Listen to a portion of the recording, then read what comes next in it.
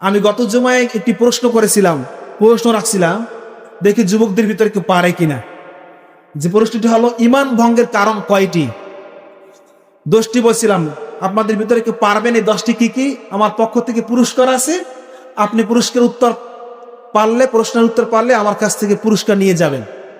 কেউ আছেন সেই 10টি ইমান ভঙ্গের কারণ কি কি? কি যুবক ভাইরা নাই? স্টুডেন্ট কারা আছেন, কি ভুলে গেছেন? কেউ আছেন যে ইমান ভঙ্গের কারণ 10টি? কে পারবেন? আলহামদুলিল্লাহ, একজন আমরা পেয়ে গেছি। পরে আলহামদুলিল্লাহ। সামনে আসেন একটু দয়া করে।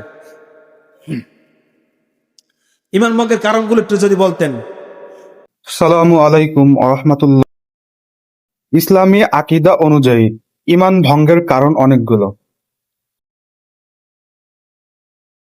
বিজ্ঞ আলেমেরা বিভিন্নভাবে এগুলোকে শ্রেণীবিন্যাস করলেও কোনো নির্দিষ্ট একটি মাত্র সর্বসম্মত সংখ্যা নেই।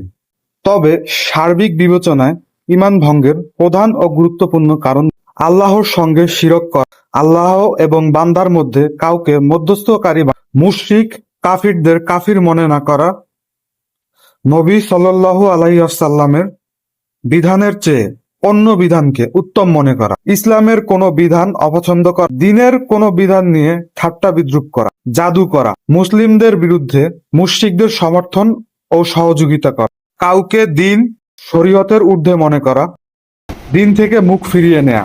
মাশাআল্লাহ, আলহামদুলিল্লাহ।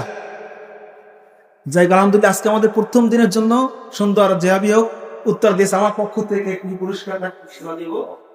আর যদি কেউ পারেন, অন্য কেউ যদি কেউ আসেন তো তাহলে আসেন, যদি পারেন কিনা। আমার পক্ষ থেকে একটি ইসলামিক বই, হযরত আবু বকর সিদ্দিক রাদিয়াল্লাহু তাআলার জীবনী, সংক্ষিপ্ত জীবনী, তাকে আমি হাদিয়া হিসেবে দিলাম। ধন্যবাদ। আলহামদুলিল্লাহ।